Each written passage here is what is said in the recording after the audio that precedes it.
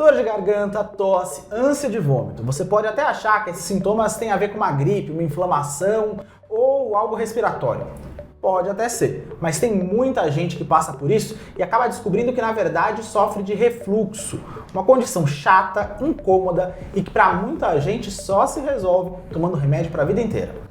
Mas você sabe que aqui a gente sempre tem uma boa notícia, e a de hoje é que existem soluções naturais para eliminar o refluxo e uma companheira bem comum dele, a gastrite. É sobre isso que a gente vai conversar no programa de hoje. Comigo, o editor executivo da Jolivie, Murilo Santana, e o médico Dr. Naif Tadeu. Eu sou Leopoldo Rosa, esse é o Primeira Dose. Vamos falar de saúde? Olha, além de nós, aqui eu conto com a sua participação, então já deixa aí seu nome e de onde você está assistindo o nosso programa, de onde você vai comentar o nosso programa e faz isso, tá? Vai colocando aí seu comentário, sua experiência com o assunto do dia aqui no canto dos comentários no YouTube, combinado? Se você está nos ouvindo pelo podcast, você pode sempre me mandar um e-mail, leopoldo.rosa@jolivie.com.br para a gente continuar juntos esse assunto de hoje. Vou dar as boas-vindas para o Dr. Naif. Doutor, muito bem-vindo, sempre um prazer tê-lo aqui. Prazer é meu, novamente no ano novo aqui na casa e que sejamos muito felizes em 2023. Quantos anos de Jolivie? Você já fez essa conta, doutor? Não fiz essa conta. Depois de uma certa época, a gente para de contar o tempo. Mas já é bastante, acho que já tem uns 5 anos por aí que a gente tem o prazer de ter o Dr. Naif Tadeu com a gente. E comigo, Murilo Santana, nosso editor executivo. Tudo bem, Murilo? Tudo bem, Léo? Olá, doutor. É um prazer estar aqui, minha estreia no Primeira Dose. É isso. Espero poder contribuir de alguma forma com perguntas, né, e muitas dúvidas que tenho bastante também. É isso, e o Murilo é o responsável pelo Jolivie Prime, uma das nossas principais assinaturas aqui na Jolivie, e vai trazer aí perguntas que ele tem, mas que também os assinantes da Jolivie vêm trazendo ao longo das últimas semanas, dos últimos meses. Então tem muita pergunta boa e eu espero que a sua dúvida esteja entre elas. Lembrando que se não tiver, comenta aqui que a gente depois vai levar as suas perguntas para o Dr. Naif e a gente responde para você, combinado? Doutor, queria começar fazendo uma pergunta sobre o que eu falei na abertura. O refluxo, ele sempre vem acompanhado de gastrite e vice-versa, ou podem existir separadamente essas duas condições? Pode existir separadamente. A incidência de gastrite hoje, ela parece muito maior do que a própria sintomatologia. Por quê? Porque o diagnóstico hoje microscópico das biópsias, então gastrites que a olho nu você quase não vê e que são assintomáticas, no laudo da endoscopia digestiva alta, vem como algum tipo de gastrite. Seja localizada, seja em todo o estômago, que é uma pangastrite, seja do jeito que for, mas vem uma gastrite e aquilo dá uma ideia para o paciente de doença. Muitas vezes nada mais é do que uma taça de vinho que ele tomou na antevéspera de fazer o exame num jantar e aquilo com o álcool do vinho deu uma irritação, ele fez uma microgastrite alcoólica sem repercussão clínica, mas que na endoscopia, com a biópsia vista no microscópio, isso vai aparecer. Então, se entender isso, com muito diagnóstico de gastrite é assintomático e não tem que se preocupar. Quanto ao refluxo, a causa do refluxo é completamente diferente. Você tem o estômago e o esôfago, que é o tubo que está em cima, que liga o estômago à nossa garganta, né? Para que o líquido haja refluxo, ele tem que sair do estômago, passar para o esôfago. Então a primeira condição é que ele precisa vencer uma válvula que não deveria ser vencida. Se chama válvula, é porque era para só funcionar em um sentido. Certo. Por isso ela é uma válvula. Mas ela às vezes permite o funcionamento no sentido contrário, então você tem o refluxo. Gastrite é a inflamação, a irritação da mucosa do estômago, refluxo é a saída do conteúdo do estômago e a sua subida pelo esôfago. Isso para acontecer, você precisa ter uma perturbação do pH, principalmente do estômago. Certo. Né? Por quê? Porque se o pH do estômago estiver em 2, 2,5, que é quanto ele deve ser, o estômago deve ser ácido, e o pH do esôfago estiver em 6,5, 6,8, que é o pH do esôfago, essa diferença de pH faz com que a válvula só abra no sentido da descida do alimento, do líquido, e impedindo a volta deste conteúdo. Ok. Né? Caso isto não aconteça, você passa a ter essa volta do conteúdo, que é o refluxo, e que é o que a gente vai abordar hoje aqui vastamente, né? Boa. E aí, então, com o pH abalado ali do refluxo, perdão, do estômago e do esôfago, eu posso ter a condição ideal para o refluxo. Basta o pH do estômago subir. Ficar menos sobe, ácido. Dificilmente vai ficar mais ácido, ele já é 2, ele já é muito ácido. O que acontece é que começa a haver uma insuficiência das glândulas produtoras de ácido clorídrico, com o passar dos anos, com o uso de alguns medicamentos, com uma série de condições de vida, má alimentação, tudo isso. Isto faz com que esse pH passe para 2,5, 3, 3,5. Isso já começa a provocar uma certa abertura errada da válvula. Então, embora ainda seja ácido, porque 4 é ácido, 4,5 é ácido, 5 é ácido, 6 é ácido, se você tem pouquíssima acidez, 5, e tem um refluxo, você sente aquela queimação, porque 5 é muito mais ácido que 6,5, 6,8 do esôfago. Tá? Isto cria a ilusão, não só, infelizmente, não só na população leiga, mas até em profissionais da saúde, de que o refluxo seria um excesso de acidez no estômago. Era aí que eu queria chegar. As pessoas, inclusive, evitam alimentos ácidos para evitar o refluxo. Exatamente. E isto é um engano cruel, porque, na realidade, é a perda da acidez, que era 2, ela ficou 5, mas continua ácido, continua queimando. E isso é ótimo. Eu vou adiantar aqui um pouco para que todo mundo logo entenda isso de uma vez. Quando o refluxo ele está neutro, você não sente o refluxo. Então isso é um perigo. Porque você não acorda com a queimação à noite. Você continua tendo refluxo deitado. Esse refluxo cai na via respiratória, é aspirado. E olha só a infeliz coincidência. Você conseguiu tê-lo na garganta e aspirá-lo porque ele se tornou neutro, deixou de ser ácido. Ao mesmo tempo, quando deixa de ser ácido, ele não consegue mais matar as bactérias da carne que está fermentando no seu estômago que você comeu, de tudo, da toda a alimentação que você fez. Porque tudo que você come contém bactéria, que a acidez do estômago vai matar. Um pH de 2 vai acabar com todos esses germes. Eles estão vivos e vão para o pulmão. Então é comum você fazer pneumonia por causa do refluxo aspirativa de refluxo quando o pH do seu estômago deixou de ser ácido. Tá. Entendeu? Entendi. Doutor, agora com relação ao diagnóstico, né? Tem um exame que muita gente teme, que é a famosa endoscopia. É preciso fazer endoscopia para poder diagnosticar um refluxo, uma gastrite ou não? Ou tem outros meios para a gente saber? A história clínica é característica, né? O grande problema é que a medicina se tornou mais uma profissão judicializada. Então você precisa de documento. O que vale é o que está nos autos. Então você precisa de uma fotografia de uma endoscopia e de um laudo de uma endoscopia no caso de um processo. E hoje em dia os processos na área da saúde são comuns, não é uma coisa infrequente. Tem gente até que vive disso, né? Então é preciso ter esse cuidado. Mas agora vamos falar somente sobre a saúde com toda a pureza do exercício da profissão. Muitas vezes não é necessário, você faz o diagnóstico, você pede só um controle, né, para ver se realmente resolveu. E periodicamente, quando a idade vai avançando, você precisa fazer esses exames exploratórios com alguma frequência no intuito do diagnóstico precoce do câncer.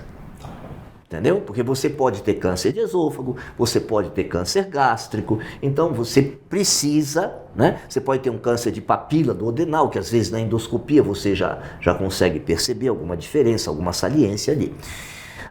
Principalmente nos endoscópios de visor lateral, que hoje são muito usados. Então, o medo que você comentou da endoscopia é de quem não faz. Né? Porque quem faz endoscopia sabe que não sente nada, nem sabe se já fez ou se vai começar a endoscopia. Porque hoje você sofre um processo de sedação com amnésia, em que você esquece totalmente a endoscopia. Os endoscopistas passaram, com o passar do tempo, óbvio, a fazer uma endoscopia muito menos traumática, porque sabem que antigamente o paciente fazia uma endoscopia, os endoscópios eram mais rígidos, eles eram mais espessos, mais grossos, mais calibrosos, então você saía da endoscopia com a garganta machucada. Sim. Hoje você não sai mais, entendeu?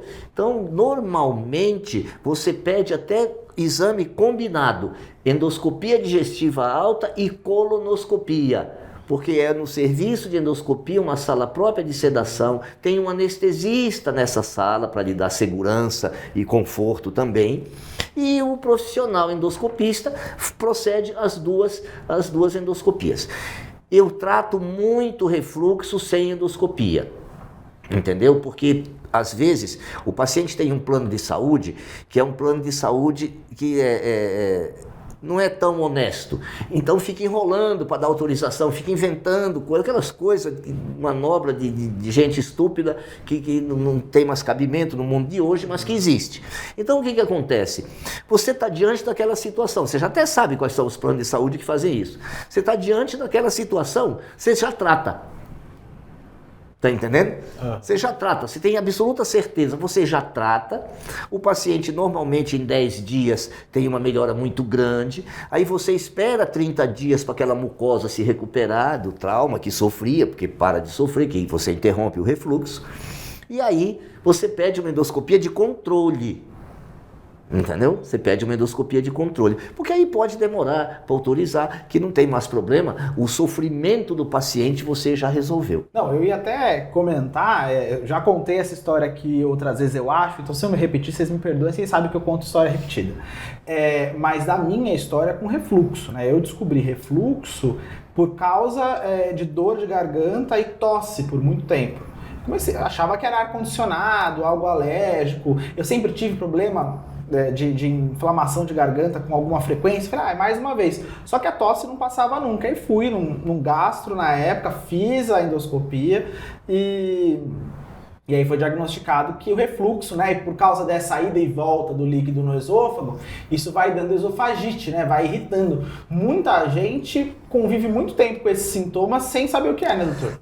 Sim, muitas vezes esse diagnóstico é feito pelo otorrino, porque você vai lá queixando de tosse, de ardência, da queimação na garganta, ele quando coloca percebe que não tem nada na garganta, mas a mucosa está toda inflamada, ela está toda irritada, justamente porque aquele ácido está subindo. Sobe porque está menos ácido, mas ainda é ácido.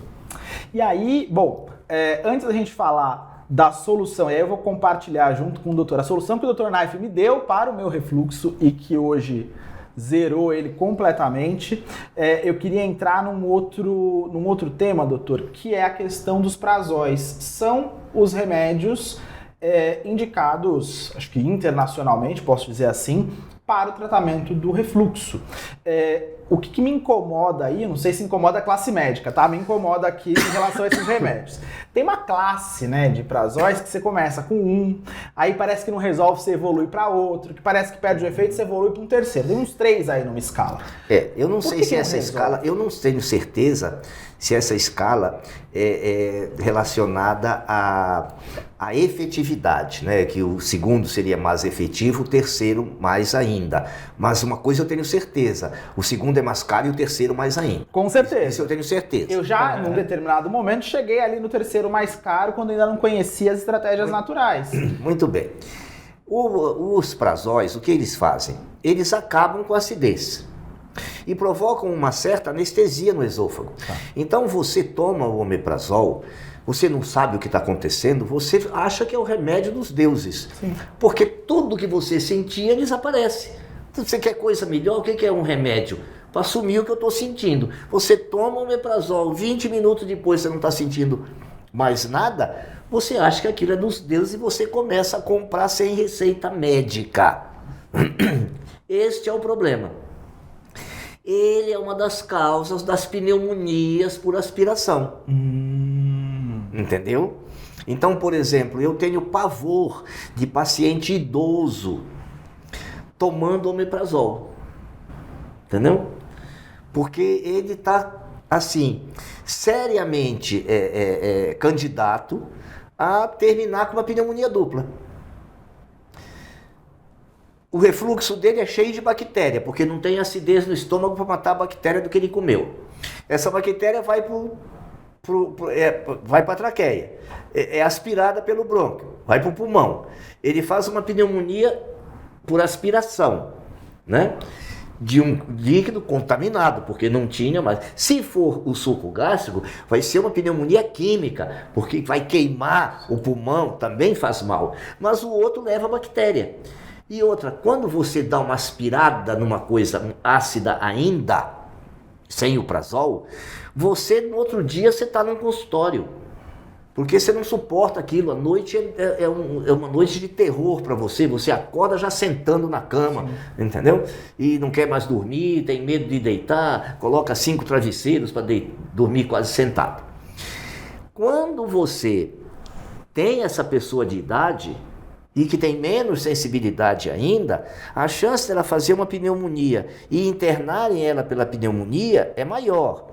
Aí quando interna, olha só como o destino é às vezes ingrato, né, com a pessoa. Quando interna, ele vai ficar deitado, mais chance para o refluxo, porque a internação é por pneumonia. O pessoal que está tratando da pneumonia esqueceu. Não é da equipe do refluxo, porque agora não está tudo esquartejado. Sim. Então não tem nada a ver com refluxo, a gente trata a pneumonia.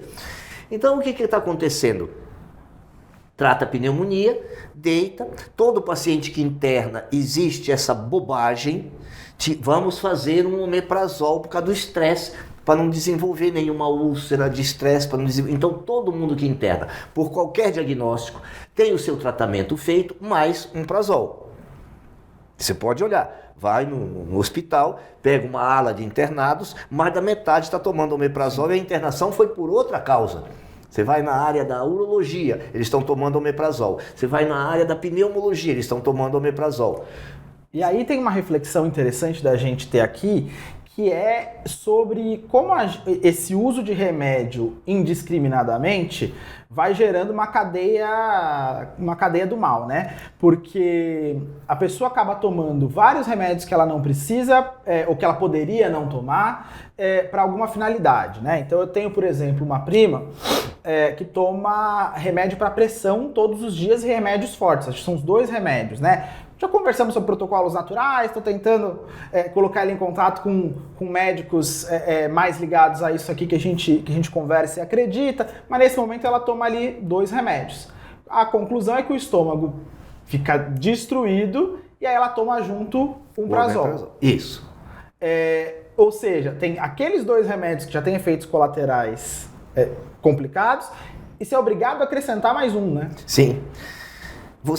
Quando você toma os prazóis, você deixa de ter a fermentação dos alimentos no intestino e passa a ter a putrefação, porque eles entram cheios de bactérias, entendeu? Uhum.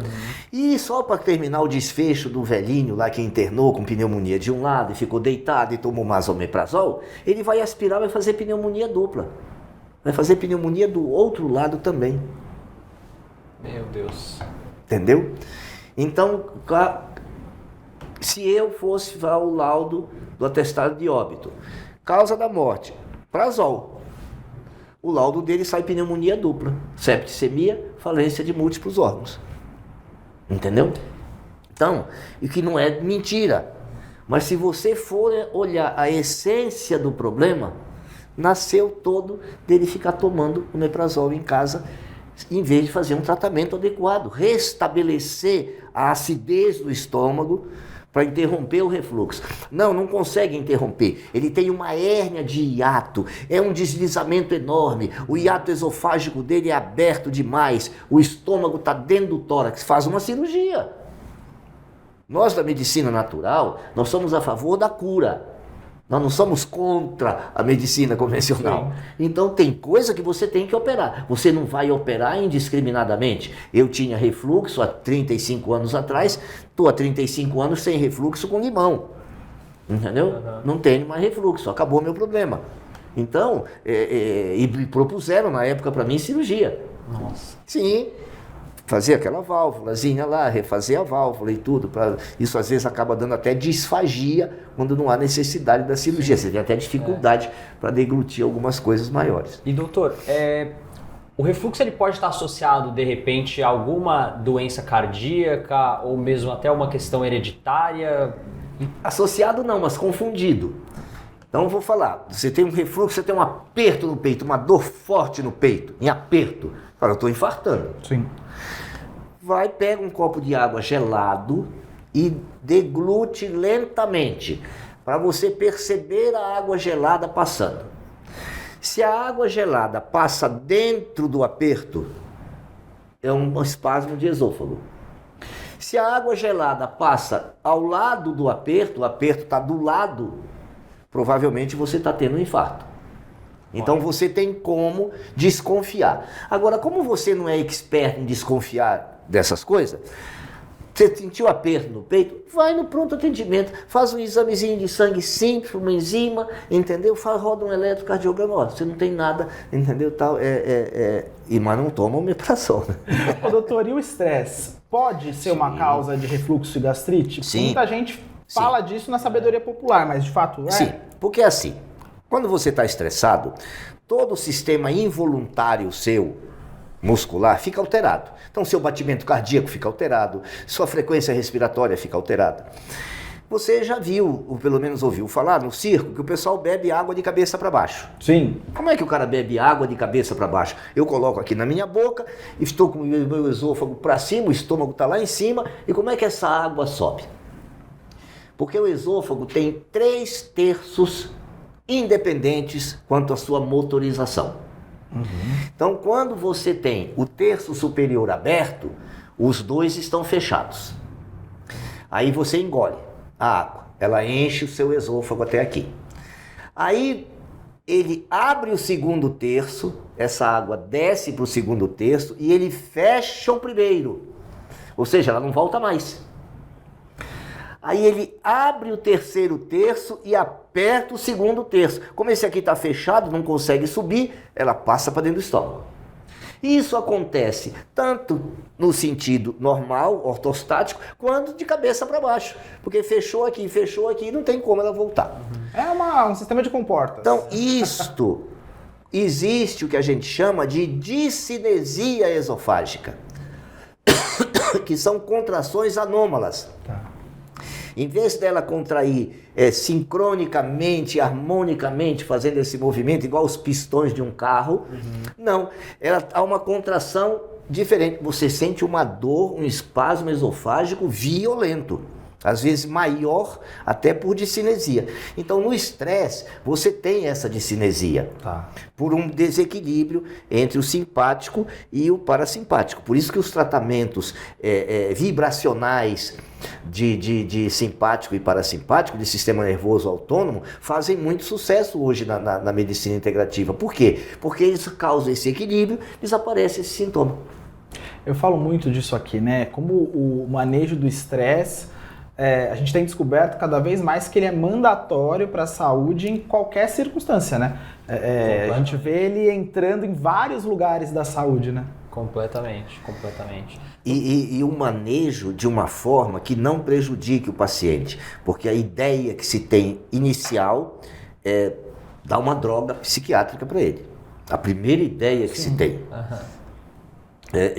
Eu particularmente, eu não tenho encontrado pacientes que não estão isolados, que não estão restringidos, né? Que estão na rua, né? Eu não encontro nenhum paciente que precise do sedativo, do sonífero ou do antidepressivo que está tomando. Isso faz mais de 20 anos. Depois que eu me dediquei a tirar esses remédios dos pacientes, eu não encontro um que diga assim, não, esse aqui tem que tomar. Se ele precisa tomar, ele está numa camisa de força.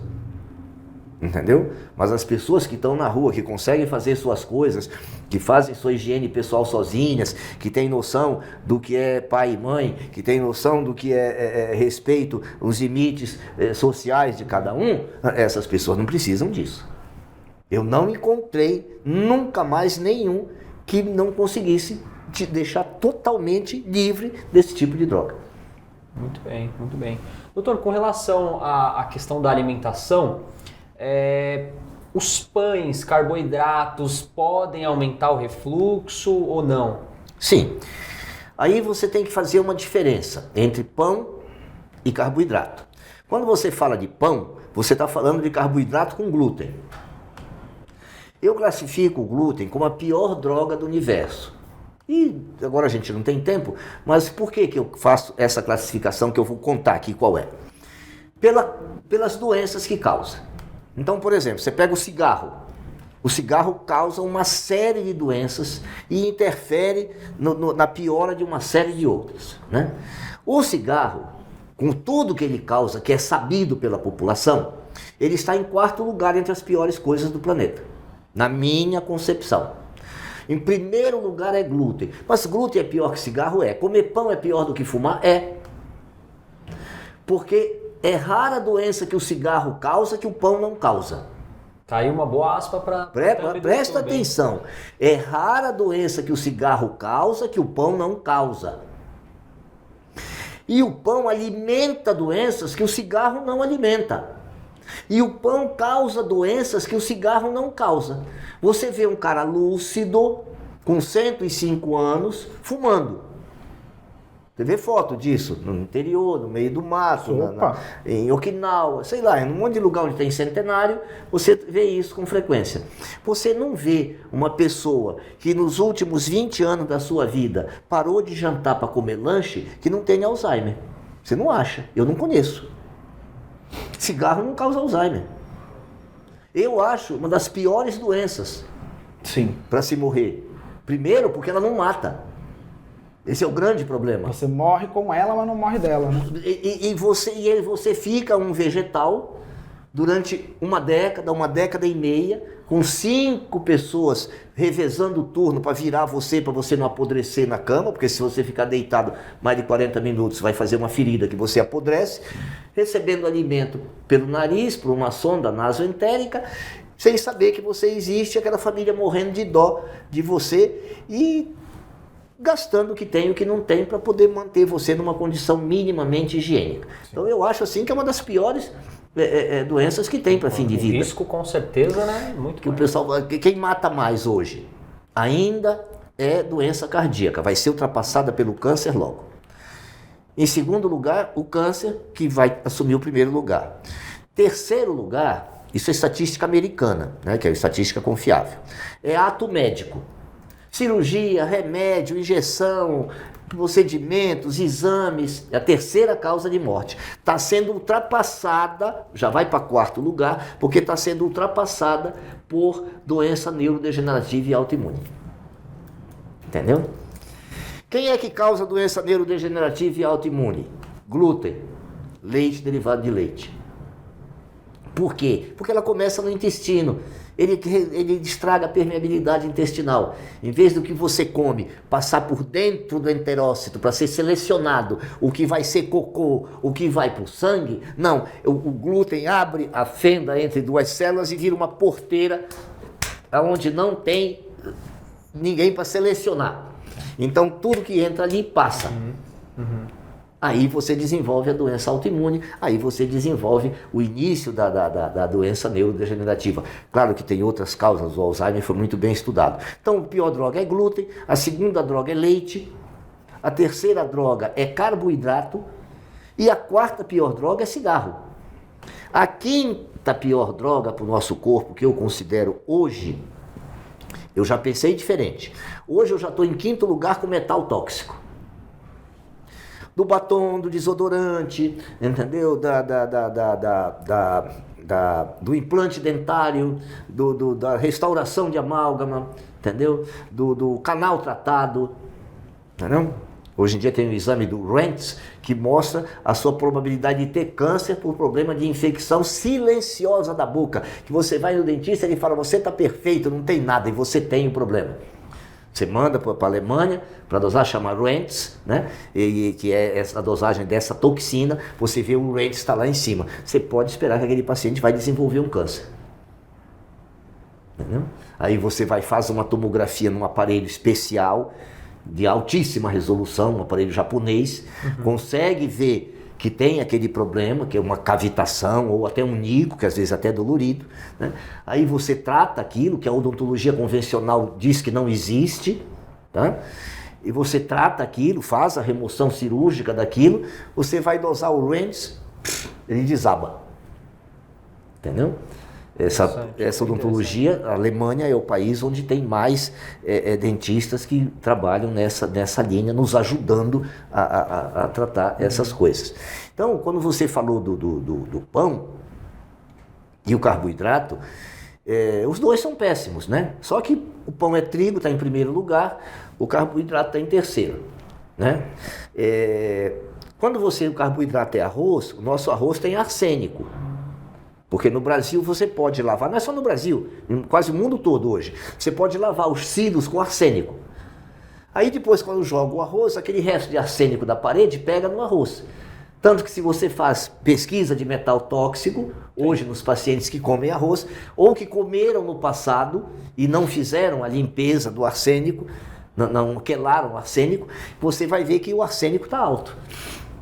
Caramba. Só queria deixar claro, vou esclarecer uma coisa. Tudo isso que o doutor falou não é uma licença para você fumar, viu? Ele só está dizendo que tem coisa pior, mas não é uma licença para você fumar sem culpa, tá? Porque daqui a pouco vem aqui nos comentários, doutor, o pessoal, graças a Deus, então pode fumar. Eu gosto desse exemplo pelo seguinte, porque o cigarro, ele é conhecido. Sim. Existe uma lista de tudo que o cigarro faz que todo mundo conhece. Então, quando você fala isso é pior que cigarro, você já sabe que aquilo ali é o demônio. Não, e você tem ali no cigarro aquela parte de trás da caixa que vai contando as doenças que ele causa. Isso não tem atrás do saco de arroz. Se o pão que você compra viesse escrito o que ele faz, as doenças que o trigo causa, entendeu? Fora os problemas de absorção, fora doença autoimune, fora doença neurodegenerativa, fora a desnutrição que ele provoca porque não tem nutriente para o humano. Ô doutor, mas eu queria continuar investindo na história do trigo, porque muita gente fala assim, poxa, mas o trigo é um alimento milenar, todo mundo come trigo desde sempre. Sim. O pão, né? Sim. O pão tá na Bíblia aí, Sim. é milenar. O que mudou? Aquele pão era trigo sarraceno daquela época, de milênios atrás, porque o sarraceno de hoje não é o mesmo. Então, primeiro, era trigo sarraceno. Segundo, o trigo sempre esteve na alimentação na dificuldade. Você pode perceber, entendeu? Era na dificuldade, nunca foi uma coisa de eleição para você comer. Hoje mesmo, nos dias de hoje, com toda essa preguiça de fazer comida, que as casas foram assoladas por isso, ninguém quer fazer comida mais, com tudo isso, você percebe que nos banquetes finos, as comidas com trigo não estão presentes. Ninguém num banquete super fino serve massa. Você está entendendo? Então, pode observar, a alimentação saudável humana, ela se confunde com a alta gastronomia. Entendeu? E o Brasil ainda é um dos poucos países do mundo onde você pode comprar coisas, fazer essas coisas com requintes gastronômicos e não gastar uma fortuna, porque no exterior não tem jeito. Para você viver saudável, você tem que ter grana. Aqui no Brasil dá para você viver saudável do mesmo jeito que você vive para adoecer, porque o preço é muito próximo. Você está entendendo? O preço é muito próximo. Não, é claro que tem o componente da praticidade, né? Que acaba entrando nesse bolo. Mas quando a gente fala de preço, só de preço, sai muito mais barato você fazer uma boa compra de feira, com carne, peixe, legumes e verduras, do que você ir comprar empacotado, ultraprocessado e congelado no supermercado. O problema é que quando chega em casa, pega esse legume e quer fazer ele refogadinho. Entendeu? Quer fazer ele numa aguinha e sal, quer fazer ele no vapor. Não tem quem coma isso, gente. Você entendeu? As pessoas falam, como é que você come essa comida há tanto tempo? Como é que você continua comendo isso? Porque eu como minha couve-flor milanesa, eu como o maxixe na forma de muqueca, eu como o chuchu na forma de soufflé, entendeu? É por isso que eu como. Entendeu? Porque se fizesse refogadinho, eu ia da esquina comer um cachorro quente com Coca-Cola também. Entendeu? Ou seja, precisa também de criatividade, ter paladar. Você ter paladar. Nós somos o animal mais evoluído na escala zoológica. O burro puxa carroça. Você consegue fazer macaco puxar carroça? Macaco já não tem mais força de vontade. Como é que querem que o humano, que é 1 milhão de vezes mais evoluído que o macaco, tenha força de vontade para ficar comendo chuchuzinho refogado? Tenha santa paciência, entendeu? É abusar. Você precisa ter força de vontade. Nós vivemos de prazer. Sim. Entendeu? Então nós precisamos ter a inteligência e a orientação para fazer a comida. O que mais dá sabor em comida? É açúcar? Não, é gordura. É gordura que dá mais prazer. Então perca o medo da gordura, que gordura é saudável. Doutor, ainda falando sobre os vilões, né, tanto da gastrite quanto do refluxo, um dos que eu mais ouço falar ali é o café. Acaba agravando a situação e pode piorar. O café descafeinado, é verdade ou mentira ali que ele pode ser uma alternativa? Existem métodos de tirar a cafeína que usam produtos químicos, o que faz o café ser pior do que se tivesse a cafeína. Então isso é um cuidado que precisa ter, um descafeinado. Importante. Primeiro ponto. Segundo, o café é irritante gástrico. Então na gastrite o café dá problema. Café dificilmente abre a válvula para ter refluxo, entendeu? Agora, o que abre muito a válvula, coisas extremamente saudáveis abrem essa válvula, é uma pena. O açaí, que é uma fruta muito saudável, né? Uma das poucas frutas saudáveis, abre a válvula. O cacau abre demais a válvula, entendeu? Então, quando você come, por mais que seja um chocolate de qualidade, porque tem chocolates que são até terapêuticos. Sim. Né? Há uns 10 anos atrás, eu e a doutora Fernanda, nós desenvolvemos um chocolate a 90% cacau, sem açúcar, sem leite, sem glúten, sem nada, saboroso, que a fórmula foi copiada de um trabalho que foi feito em Londres, na Inglaterra, com hipertensos. Que legal. Então esse chocolate, ele ajuda você a ter uma discreta queda de pressão quando a sua pressão está acima do ideal. Olha só. Muito interessante. E ainda é saboroso. Mas tem um inconveniente. Esse é todo saudável, é todo feito com todos os cuidados, né? Só para você ter ideia, para o chocolate ficar pronto para consumo, levou mais de 6 meses. Provando chocolate toda semana, né? E misturando. Esse chocolate abre o cárdio, ele dá refluxo, entendeu? Então isso é uma pena. Outra coisa que não é saudável, como pensam e que dá refluxo, é vinho. Né? Porque o vinho tem resveratrol. Resveratrol é ótimo para a saúde. Só que para eu ter a quantidade de resveratrol capaz de me tornar mais saudável, eu precisaria morrer de cirrose hepática. Porque eu precisaria de 7,5 garrafas de vinho por dia para ter a quantidade de resveratrol. Então manda fazer um comprimidinho de resveratrol e não vai tomar vinho para tentar tirar resveratrol. Isso é uma balela. Fiquei chateado agora com isso. O Léo eu adoro resveratrol, então, doutor. Mas eu acho que ainda é uma das bebidas, o vinho tinto seco, que eu recomendo para meus pacientes que não têm refluxo. E eu dou a seguinte recomendação, porque o que faz mal do vinho? É o álcool. Então, você, para cada gole de vinho, e a taça de vinho, ela apesar de grande, mas você coloca 1,5 dedinho de vinho nela, né? Sim. E a taça de água, você enche a taça de água. Então, para cada taça de vinho, 1 de água. Isso dá 4:1. Ou seja, você dá um gole de vinho, 4 goles de água para dar o próximo gole de vinho. Entendeu? Não, fica a dica aí. Porque eu conheço pessoas que morreram de trombose na madrugada que haviam tomado vinho à noite. Porque o álcool desidrata. A desidratação é trombogênica. E agora que está na moda morrer de trombose, então precisa ter mais cuidado, né? Agora, uma coisa eu vou falar aqui, olha, vamos ser sinceros. A pessoa que fala que toma vinho por causa do resveratrol é aquela... Antigamente tinha aquelas revistas de mulher nua e a pessoa falava que comprava para ler a entrevista, né? Não, eu compro pelas entrevistas, são boas reportagens. É o mesmo que tomar vinho por causa do resveratrol. A gente toma vinho porque a gente gosta de vinho, né? Vamos ser sinceros? Então, assim, é o que o doutor falou. Para extrair esse tanto de resveratrol não tem condição, então se hidrata. Se hidrata bem, entendeu? Ô doutor, queria voltar agora para a gente falar de vez do limão, né? Já desmistificamos aqui o fato de que a acidez faz mal para refluxo.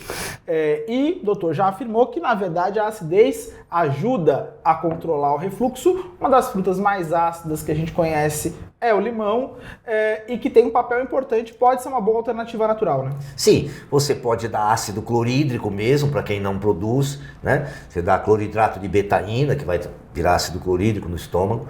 Você pode dar o limão, porque o pH do limão também é 2. Eu prefiro o limão, vou explicar por quê. O limão, ele tem ainda outras propriedades. O limão, ele vai te dar um pouquinho de vitamina C. Não é muito, mas vai te dar. Já é uma vantagem. Né? Tá no preço do limão, já embutido. Boa. O limão, quando ele cai no estômago, ele é ácido. Mas ele faz o seu corpo ficar alcalino. Por quê? Porque ele determina uma reação em cadeia, aonde é liberado uma quantidade considerável de bicarbonato no sangue. Entendeu? E o bicarbonato é alcalino. Então você tem um discreto aumento do seu pH sanguíneo.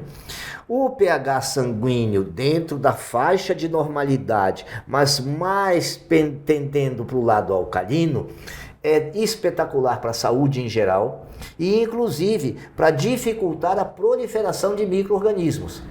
Porque os micro-organismos também gostam do ambiente um pouco ácido. O câncer gosta de ácido, sim. O câncer não gosta de alcalino. Né? Existem trabalhos de pessoas que injetaram bicarbonato direto em tumores e os tumores diminuíram de tamanho. E hoje se trata muito com bicarbonato e se tem muito sucesso na regressão de tumores. Claro que não usa só bicarbonato, usa todo um conhecimento de coisas anticâncer, né? Mas o bicarbonato e a alcalinidade fazem parte disso. Boa. Doutor, além dessas alternativas que o senhor citou, o que a gente tem mais de estudo, de novidade, que a gente pode ficar de olho, né, voltado mais para esses problemas, que a medicina integrativa tem avançado cada vez mais em termos de vitaminas, de substâncias, de suplementos que podem auxiliar aí o combate ao refluxo e também à gastrite? E aí eu vou emendar uma pergunta na pergunta do Murilo. Essas ferramentas naturais, elas têm que ser permanentes? Então, se eu sei que eu tenho refluxo, eu tenho que permanentemente seguir esses protocolos ou eu posso pausar no momento em que o refluxo cessa? Você pode fazer algumas pausas, já começando pelo fim. Você pode fazer algumas pausas, mas no primeiro sintoma volte. Tá. Porque tomar limão puro só vai lhe fazer bem. Entendeu? Você só vai ter benefício. Eu descobri isso. Esse foi um dos motivos que eu comecei a me voltar para a medicina natural, porque eu tinha um refluxo desgraçado. Eu não sabia dessa história de beber a água gelada para fazer a diferença. Nessa época, eu gostava de ter carro, eu dirigia, e cirurgião vivia de um hospital para o outro, opera aqui, opera acolá, passava o dia inteiro dirigindo, mais dirigindo do que trabalhando. E o que eu fazia? Vira e mexe, eu parava num dos prontos-socorros do hospital que eu ia operar, chegava lá pro colega e falava assim, colhe uma enzima cardíaca para mim aqui e roda um elétrico, eu tô com um aperto no peito. Ele colhia e falava, não é nada. Ah, tá bom. Aí eu subia pro centro cirúrgico e operava. Mas vira e mexe, eu tinha que fazer isso. E era refluxo. E eu resolvi o meu refluxo conversando com um médico naturalista num congresso mundial de gastroenterologia do qual eu participava, e ele estava lá de enxerido porque ele era um gastro que tinha se tornado um médico naturalista, mas estava lá no congresso. E só para vocês terem ideia, ele trouxe para São Paulo na época, né, do congresso, as marmitas da comida dele feita em casa. Isso há 37 anos atrás. Se a gente for falar desse assunto, ó, o Murilo vai entregar aqui que eu sou uma pessoa anti-marmita, o doutor vai ficar bravo comigo. Fala, pode falar. O Léo, ele teve algumas experiências ruins com marmita no passado, o que não quer dizer, doutor, que seja uma coisa ruim, não é mesmo? Pelo contrário, doutor, até aqui antes de a gente começar a entrevista, estava me dizendo dos benefícios ali de fazer sua marmitinha, congelar, pode ser muito benéfico. Eu ainda tenho a esperança de convencer o Léo a participar do nosso time aqui da marmita. Hoje eu almocei sozinho, porque todo mundo trouxe marmita e eu fui almoçar fora, então, tá vendo? Mas eu ainda vou convencer o Léo. O problema de você comer fora é por mais que você faça uma boa seleção, você pode pagar um almoço num bom restaurante, você vai ter 4 problemas. O sal, o óleo, o tempero cancerígeno e a panela onde foi feito o alimento que libera metal tóxico. Então, quando você tem o melhor da refeição, você tem 4 problemas fora de casa. Porque em casa você põe a panela que você quer, você salga com flor de sal, você usa óleo de coco ou banha de porco feito em casa e o tempero é todo picadinho lá na sua casa, que você sabe da horta que veio e não tem nenhum veneno. Agora, vou botar um terror aqui nos marmiteiros, que é o seguinte... Você pode ter feito isso na sua casa, na sua panela, direitinho, tudo até orgânico se você quiser. Tá. Mas se você colocar essa marmita numa Tupperware de plástico esquentar no micro-ondas... Sim, não, aí você estragou tudo. Aí, ó. Aí você estragou essa é a minha tudo. vingança. Não aí pode nem esquentar no micro-ondas, nem Mais colocar de o vidro. plástico para aquecer, Sim, né? mas hoje você tem marmitas, né, revestidas com cerâmica, elétricas, entendeu? Que você não precisa nem de água. E tem as outras também, cerâmicas, que você pode colocar num fogão em banho-maria, ou no forno do fogão em banho-maria, no forno, que não tem problema nenhum. Tá? Agora, aquecer plástico, claro, vai bisfenol, aí é outra história. Você vai ter outros problemas. Então precisa ter cuidado para não se livrar de um e adquirir outro, né?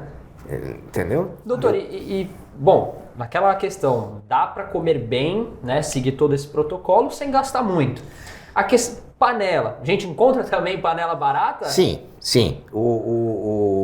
Existem lojas que são até especializadas nessa suprimentos para a saúde, que eles vendem óleo de coco, panelas. Assim, você tem panelas hoje porque os caras acham que nós que gostamos de medicina natural, que nós somos retardados mentais, né? E que a gente vai pagar R$5.000 numa panela. Os caras acham isso. Sim. E o pior não é isso. Eles convencem muita gente. Tem muito paciente que chega lá e fala, acabei de comprar um jogo de panela. Eu falo, meu Deus do céu, jogou um dinheirão fora, né? E às vezes nem é tão boa. Panelas que têm revestimento cerâmico de qualidade, que vão quebrar, vão durar 3, 4, 5 anos, né? Mas que custam R$300, o preço de uma panela comum de Tefal, de alumínio, uma panela de boa qualidade, né? E que vendem tudo isso, flor de sal. Eu peço para os meus pacientes usarem flor de sal. Porque a flor de sal, uma vez que você conheceu, ninguém consegue te enganar mais. Porque ela é inimitável, não dá para imitar a flor de sal. E você conheceu, se não for flor de sal, você vai perceber a diferença.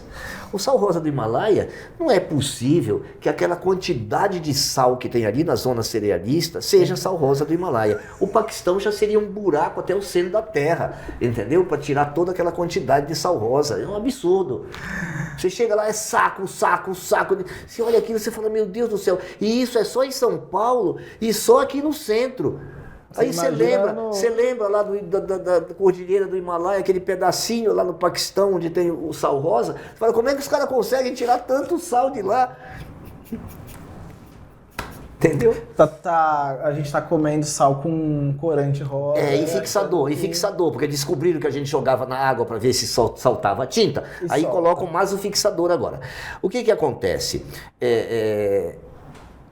Eu notei que os meus pacientes, porque o hipertenso, quando você troca o sal dele e troca a gordura e ele para de comer coisa inflamatória, glúten, leite, carboidrato, cigarro, tira metal tóxico, bebida alcoólica, droga ilícita, que você tira toda essa coisa, desparasita o paciente, que você faz isso, acaba a hipertensão, ele tira os remédios da hipertensão. Isso você faz em 40 dias. Pacientes meus que já não eram hipertensos há 3, 4, 5 anos, de repente começaram a dizer, doutor, minha pressão subiu. Não, você comeu na rua, você comeu com sal errado. Não, doutor, eu só como em casa. Quando eu viajo para a praia, eu alugo casa, a minha empregada vai de casa, de férias lá, e faz a comida com tudo isso. E comecei, qual é o sal que você usa? Sal rosa do Himalaia. Qual é o sal que você usa? Sal rosa do Himalaia. Não tem ninguém com flor de sal que a pressão subiu. E você sabe que eu já fui um consumidor do sal rosa do Himalaia. Eu também. E um dos principais problemas que eu enfrentava é que eu sentia que ele não salgava o suficiente a comida. E aí o que eu fazia? Punha mais. Colocava mais sal. E aí foi quando eu, inclusive, comecei a perceber minha pressão um pouco mais alta. Não era sal rosa do Himalaia, porque o sal integral, com 80 e tantos nutrientes que o sal integral tem, ele normaliza a sua pressão. Inclusive o meu paciente que foi acostumado a tirar o sal da comida, porque ele usava o sal refinado, eu tenho que ficar insistindo para ele colocar mais sal, coloque mais flor de sal na sua comida, salgue mais a sua comida, porque a flor de sal vai normalizar a pressão dele, ao contrário do cloreto de sódio, que chamam de sal indevidamente, que vai disparar a pressão. Claro, o que o médico especialista diz sobre o sal é que ele está se referindo a sal refinado. Nós, quando falamos sal, nós estamos falando sal integral. Muito bom, muito bem. Olha, a gente ia falar de refluxo, acabamos falando de um monte de outros assuntos, mas é que são bons assuntos e eu queria muito que vocês participassem com a gente sobre todos eles. Ficou faltando algumas coisas, mas eu acho que isso aqui daria um outro programa, então a gente vai continuar esse papo numa outra oportunidade. A gente chega ao fim de mais um Primeira Dose. Eu vou agradecer aqui ao Dr. Naif. Doutor, sempre um prazer.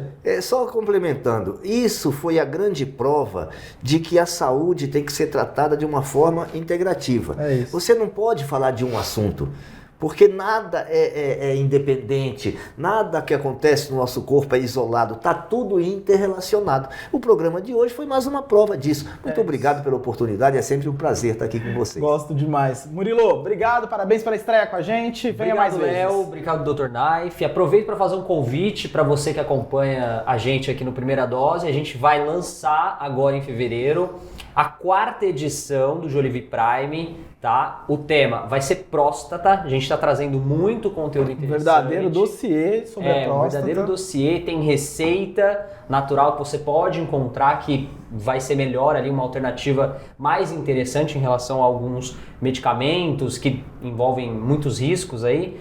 Tá? E tem também entrevista. A gente vai trazer alguns destaques, algumas falas do Dr. Carlos Chilisca. Dr. Carlos Chilisca. Tem muita coisa interessante para a gente trazer e eu espero que você acompanhe. É isso, Léo. Eu vou ser um colaborador voluntário. Eu vou mandar um trabalho para vocês que eu li hoje. Eu li hoje um trabalho, por favor. Sim, sobre a ação vibracional do OndaMed, que é um aparelho médico, OndaMed, na redução da hipertrofia benigna da próstata. Olha. Trabalho científico, prospectivo, do jeito que o povo da ciência gosta.